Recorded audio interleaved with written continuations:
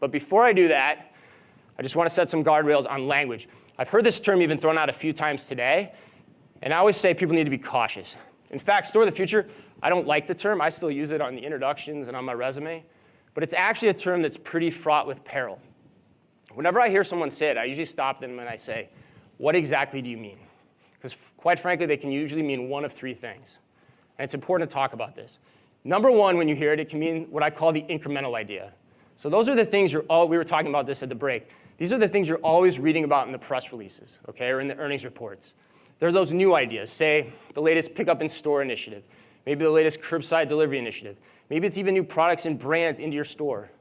Sure, those things are different than what a retailer had in the past, and so they are, in essence, futuristic, but they're not true store of the future ideas, and you have to keep that straight. Because at the end of the day, they don't change the fundamental business model economics of how that retailer is doing his or her business.